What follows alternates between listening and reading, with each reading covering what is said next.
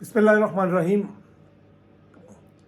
South Asia में तमाम देखने वालों को अता शाहिद का सलाम कबूल हो। हम उम्मीद करते हैं कि आप जहां भी होंगे खुश वखर होंगे। हमारा आज का मौजू है पाकिस्तान के इकनॉमिक, सिक्योरिटी और फॉरेन पॉलिसी चैलेंजेस। हमारा मुल्क हमेशा ही मुख्तलिफ मसाइल का शिकार रहा है, क्योंकि ये एक नया मुल्क था, लेकिन अब हम 75 साल के हो गए हैं। इसके बावजूद कुछ मसाइल जो हमें विरसे में मिले और कुछ जो हमने खुद क्रिएट कर लिए, हमारा उनसे छुटकारा हासिल नहीं हो सका। अब आप देखेंगे जो इकनॉमिक चैलेंजेस, मैंने लास्ट टाइम भी एक प्रोग्राम में इकानमी पे बात की थी, अपने बजट पे बात की थी। पिछले साल हमारा 14.5 ट्रिलियन का बजट था, जिसमें से हमने 9 ट्रिलियन खुद जनरेट किए थे। ये कोई मामूली रकम नहीं है, लेकिन मसला ये है कि 9 ट्रिलियन में से जब हमने शेयर दे दिया सूबों को, तो उसके बाद जो हमारे पास रकम बची वो हार्डली एनफ थी कि हम जो हमने कर्जे लिए हुए हैं उसका सूद अदा कर सके। और बाकी जो डिफेंस पे 2 ट्रिलियन हमने खर्च करना था, वो भी ज़्यादातर हमारी बैंक बारोइंग या इंटरनल बारोइंग ये थी। और उसके अलावा जो हमें हमने डॉलर वाले देने होते हैं अपने जो एक्सपोर्ट्स करते हैं, जिसमें एनर्जी एक सबसे बड़ा, यानी कि पेट्रोलियम प्रोडक्ट्स जो है वो एक बड़ा चंक है। तो उसके लिए हमें IMF के पास जाना पड़ा कि हमारे पास डॉलर नहीं थे। और फिर दोस्त ममालिक से हमने जाके 1-1 बिलियन जो है किसी से रोल ओवर कराया, किसी से नए जो है वो हमने क्रेडिट लिया। तो ये हमारी प्रॉब्लम जो है इकानमी की, ये आइंदा भी जो है वो जारी रहेगी।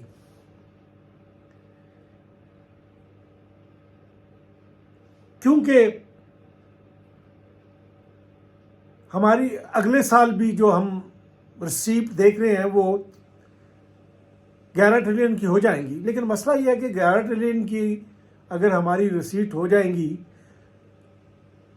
तो वो जो एक्चुअल जो हमने इस साल नया डेट लिया था उसमें भी हमें सूद अदा करना है।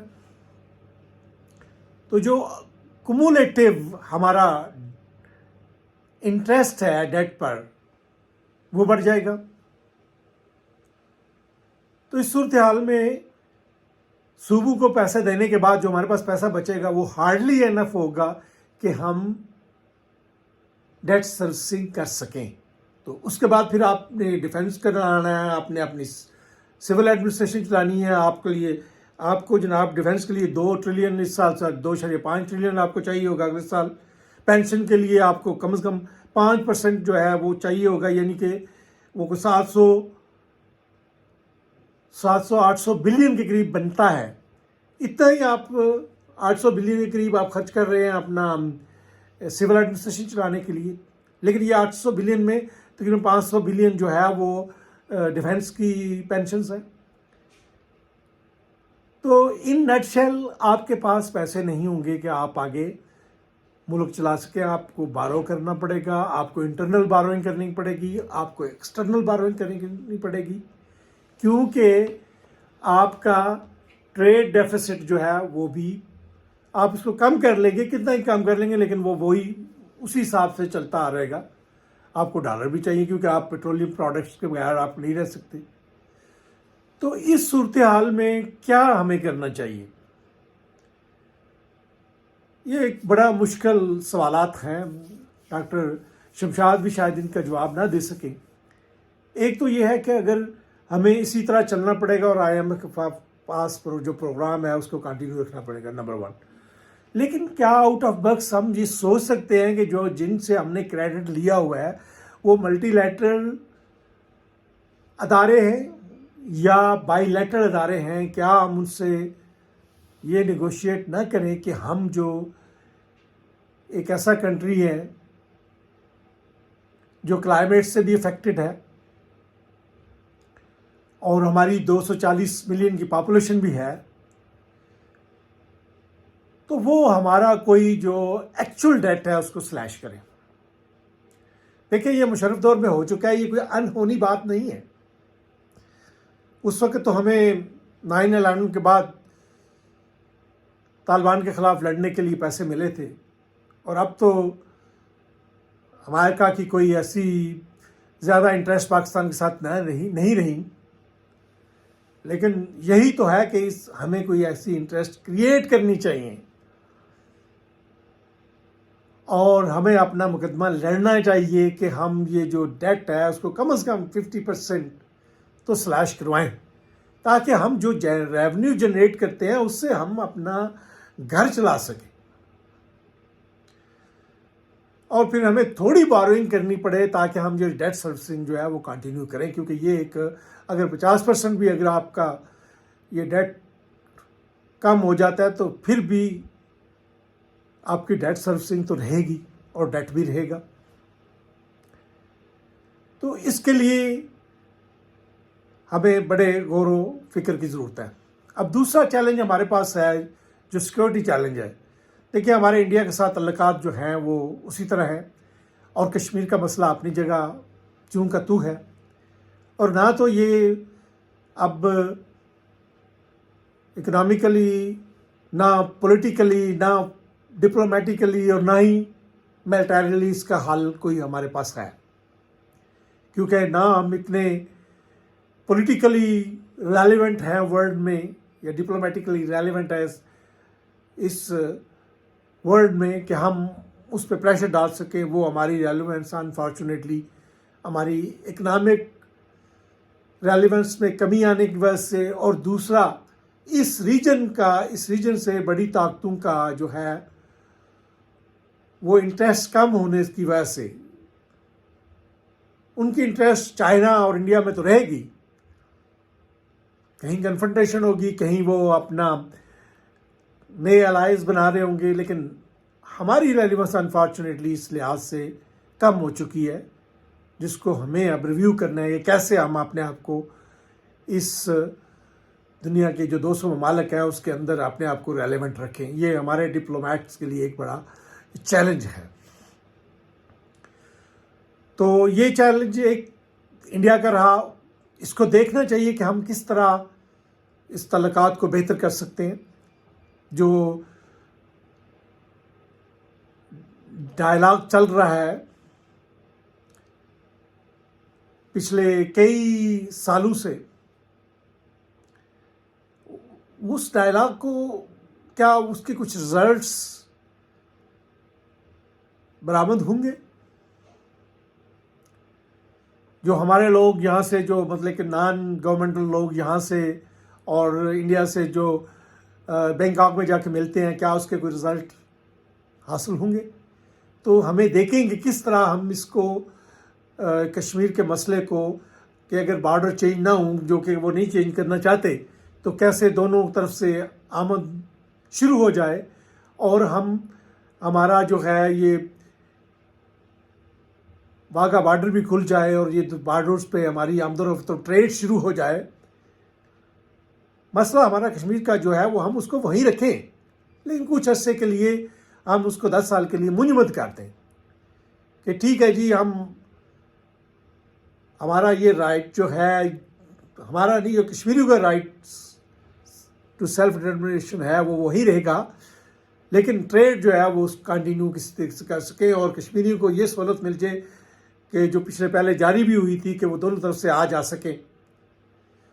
اور اس کے لیے ان کے لیے کوئی ہم ایزی طریقہ, یعنی کہ جو پہلے ہی طریقہ استعمال کیا تھا کہ جن کے پاس وہ پاسپورٹ ہیں کہ وہ یہاں کے رہنے والے ہیں, کشمیری ہیں, اور وہ وہاں کے کشمیری, وہ دونوں طرف آ جا سکیں اور دونوں طرف کے لوگوں کے لیے آسانیاں پیدا ہو سکیں. تو اس کے بارے میں ہمیں ضرور سوچنا چاہیے. دوسرا ہمارا بڑا چیلنج طریقے طالبان پاکستان ہے, جو جا کے بیٹھی ہوئی ہے افغانستان میں. طالبان کی گورنمنٹ کے بعد ہمیں امید تھی کہ اب وہ سازشیں کم ہو جائیں گی, لیکن نہیں ہوئی. اور اس کے ہمیں امید ہمیں تو نہیں تھی, لیکن کچھ اداروں کو یا کچھ لوگوں کو تھی کہ بھائی ان کی جو آئیڈیالوجی ہے وہ سیم ہے. وہ اپنا ایک شریعہ کا جو ان کا کانسیپٹ ہے اس کو انہوں نے وہاں افغانستان میں نافذ کیا، اور وہ یہی وہ پاکستان میں نافذ کرنا چاہتے ہیں. تو کیا ہم ان کا وہ ماڈل آف شریعہ کے جس میں ہم تمام خواتین کو گھر بٹھا دیں، ٹھیک ہے جی، فارن آفس میں جتنی ہماری امبیسڈرز ہیں ان کو بھی گھر بٹھا دیں، ٹھیک ہے جی، اور اسی طرح گورنمنٹ کے جو کر رہی ہیں ساری سیکٹریز بھی ہیں اور ڈائریکٹر جنرلز بھی ہیں، ان سب کو بھی گھر بٹھا دیں. یعنی کہ ہم وہ کیا ماڈل اپنے اوپر اپلائی کرنا چاہتے ہیں؟ تو کیا ہمیں اس طرح کی گورنمنٹ کو سپورٹ کرنا چاہیے تھا؟ تو یہ میرا خیال ہے کہ ان کے ساتھ، طالبان کے ساتھ بات کریں کہ وہ آپ اپنے کچھ نکلیں، اور اگر ہم بات نہیں کر سکتے لیکن کم از کم اپنا وہ سسٹم جو مرضی چلائیں، ایک تو اس کو ہمارے ہاں اس کو ایکسپورٹ نہ کریں، کیونکہ ان کے آنے سے جو ہمارا ریلیجس طبقہ ہے وہ بھی آپ سمجھ لیں کہ وہ ایمبولڈن ہو گیا ہے، وہ بھی اب جو ہیں وہ ہمیں آنکھیں دکھانے شروع نے کر دی ہیں. تو یہ ہمیں یہ ایک بڑا چیلنج رہے گا. تیسرا چیلنج، اگرچہ ایران کے ساتھ ہماری ایک چھوٹی سی ایک جھڑپ تھی، لیکن مسئلہ یہ ہے کہ انہوں نے اپنا ایک میسج تو بھیج دیا کہ بھئی وہ طبقے جو ایران کے خلاف ہیں یا وہ لوگ جو ایران کے خلاف سازشیں کر رہے ہیں وہ پاکستان میں نہ بیٹھیں. اگرچہ پاکستان کو نہیں بٹھاتا جو، لیکن اگر دوسرے لوگ بھی ان کو بٹھاتے ہیں یا دوسرے کنٹریز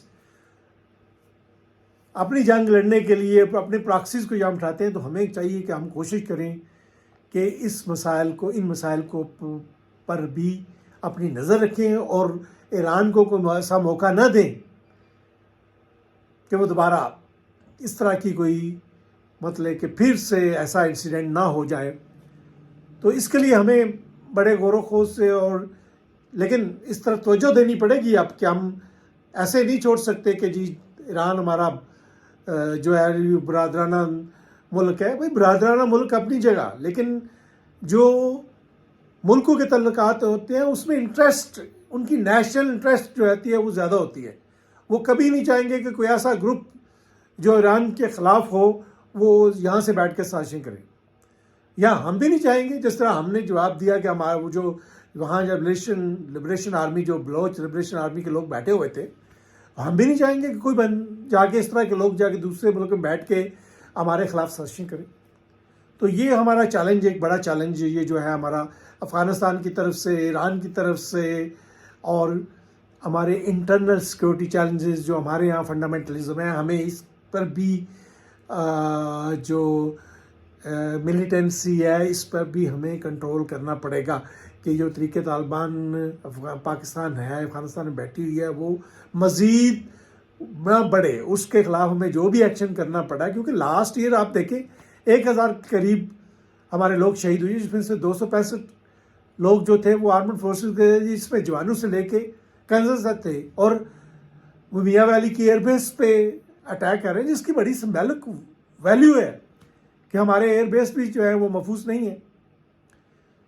تو یہ ساری چیزیں ہمیں دیکھنی ہوگی، کیونکہ وہ ماڈل وہ لے رہے ہیں کہ طالبان والا ماڈل وہ اپلائی کر رہے ہیں کہ جی ہم نے پہلے سوویت یونین کو شکست دی اور اس کے بعد امریکہ کو شکست دی. اگرچہ اس میں ہمارا سب سے بڑا ہاتھ رہا، اس کو اکنالج کرنے کی بجائے وہ، لیکن ان کی جو آئیڈیالوجی ہے وہ سمجھتے ہیں کہ ہم جو ہے ویسٹ کے ساتھ چل رہے ہیں، ہم کچھ صحیح قسم کے مسلمان نہیں ہیں. ٹھیک ہے، ان کی تھنکنگ یہ ہے، لیکن بٹ ان کو ہم یہ الاؤ نہیں کرنا چاہیے کہ وہ اپنی تھنکنگ یا اپنا جو ان کا شریعہ کا تشریح ہے وہ ہم پہ نافذ کریں. ہمیں اپنا ملک اسی طرح چاہیے ہنستا بستا اس میں، لیکن یہ چیلنجز ہمارے ساتھ رہیں گے. اب آپ سیکورٹی چیلنجز کو دیکھتے ہوئے اب آپ آ جائیں اپنے فارن پالیسی چیلنجز کے پاس. دیکھیں یہ سارے ریلیٹڈ ہیں، کیونکہ اکنامک چیلنج، اگر آپ کے پاس پیسہ ہوگا تو آپ ڈیولپمنٹ کر سکیں گے. بلوچستان میں آپ وہاں زیادہ اوپننگ کر سکیں گے، زیادہ روڈ بنا سکیں گے، ہاسپٹل بنا سکیں گے، اور لوگوں کو کچھ آپ کو دینا پڑے گا. اس کے لیے اکنامک چاہیے اور سیکورٹی فری ہوگی، اور جب سب کے لیے سیکورٹی بڑی ضروری ہے. اور اب جبکہ آپ کے پاس کچھ دینے کے لیے نہیں ہے تو پھر وہ ان کو طالبان بھی ایکسپلائٹ کریں گے، ان کو انڈیا بھی ایکسپلائٹ کرے گا، ان کو امریکہ بھی ایکسپلائٹ کرے گا. تو پھر آپ کیا کہہ سکتے ہیں اس پر؟ تو فارن پالیسی چیلنجز میں ہمارے لیے سب سے بڑا چیلنج اب جو ہے کہ دیکھیں جی، ہمارے تعلقات، اب امریکہ تو یہاں سے نکل گیا، اور ہم نے بھی جو 20-30 سال امریکہ کے ساتھ رہے، اس سے کوئی ایسا پائیدار قسم کا سسٹم نہیں بنایا کہ ہمارے امریکہ کے اور ہمارے تعلقات جو ہیں وہ اس میں ایک سٹیبلٹی رہے، جس طرح کے ہمارے تعلقات چائنا کے ساتھ ہیں، وہ والا سسٹم نہیں ہو سکا۔ اگرچہ اب بھی ہماری ایکسپورٹ، سب سے زیادہ ایکسپورٹس جو ہے وہ امریکہ کے ساتھ ہماری ایکسپورٹس وہاں جاتی ہیں، یعنی کہ، اور اس کے علاوہ وہ وہاں سے پیسہ بھی ہمیں یہاں آتا ہے، ٹھیک ہے جی، ویسٹ سے ہمیں پیسہ آتا ہے، اور پھر اس کے علاوہ آپ دیکھیں گے ہمارا تمام کا تمام فائنینشیل سسٹم جو ہے وہ ڈپینڈنٹ آف امریکہ اور ویسٹ پہ ہے۔ جب میں امریکہ کو کہتا ہوں تو میں اس کو صرف امریکہ نہیں کہتا، میں اس میں ویسٹ بھی کاؤنٹ کرتا ہوں، میں اس میں جاپان، کوریا بھی کرتا ہوں، آسٹریلیا، نیوزی لینڈ بھی کرتا ہوں۔ تو کیونکہ اگر ہمارے امریکہ کے ساتھ تعلقات بہتر ہوں گے اور ان کے ساتھ ویزیبلی بہتر ہوں گے، تو یہ باقی کنٹریز جو ہیں جو ان کے ساتھ چلتے ہیں، جن کی پالیسیز ان کے ساتھ الائیڈ ہیں، وہ ان کے ساتھ ہمارے آٹومیٹکلی تعلقات بہتر ہو جاتے ہیں۔ اور ابھی اگرچہ ہمارے تعلقات اب بھی ویسٹ کے ساتھ بہتر ہیں اور ہم کوشش کر رہے ہیں، لیکن جو ان میں نئی آپ سمجھ لیں جان پڑ جاتی ہے کہ اگر ہمارے امریکہ کے ساتھ تعلقات بہتر ہوں، لیکن ہماری مجبوری یہ ہے کہ ہم چائنا کے ساتھ ہمارا ایک اسٹریٹجک پارٹنرشپ ہے، تو ہماری پریفرنس چائنا رہتی ہے۔ اب جو ویزیبلی چائنا اور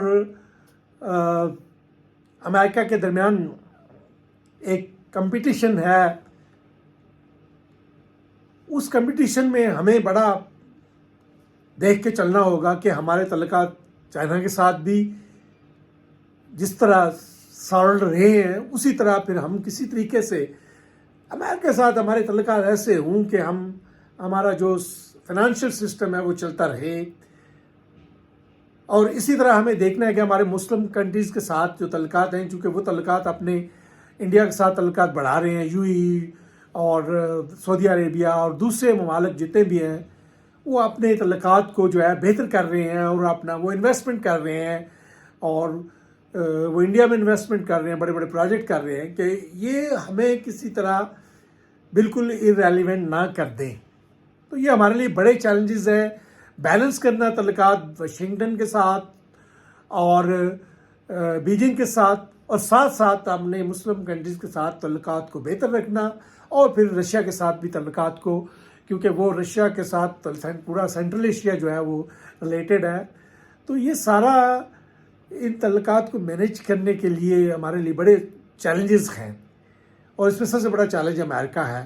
تو اس کے لیے ہمیں سوچ سمجھ کے نیکسٹ جو بھی ہم ہمارے جو بھی لوگوں کو ہم اپوائنٹ کریں، اس سوچ سمجھ کے دیکھیں کہ جو لوگ وہاں جا کے جو واقعی کوئی چینج لا سکتے ہیں یا تعلقات کو بہتر کر سکتے ہیں، تو وہ لوگ ہمیں جو ہے وہاں پہ اپوائنٹ کرنے چاہیے، کیونکہ نئی گورنمنٹ 1-2 مہینے میں، اب الیکشن 8 فروری کو ہو جائیں گے، جیسے بھی الیکشن ہوں گے، جو بھی گورنمنٹ بنے گی تو اس کے پاس یہ سارے اکنامک، سیکیورٹی اور فارن پالیسی چیلنجز ہیں، ان کو دیکھنا پڑے گا کہ ہم کس طرح اپنے آپ کو ریلیونٹ رکھ سکتے ہیں۔ ہم کوئی چھوٹا ملک نہیں ہے، اب 240 ملین کے لوگ ہیں، چھٹا جو ہے ہمارا آبادی کے لحاظ سے بڑا ملک ہے، ہم نیوکلیر پاور ہیں، ہمیں اپنی جو اسٹرینتھ ہے ان کو بھی دیکھنا پڑا ہے، لیکن اپنی ویکنیسز کو، ہماری جو اکنامک ویکنیس اس وقت ہے، اس کو کس طرح امپروو کرنا ہے، اور پھر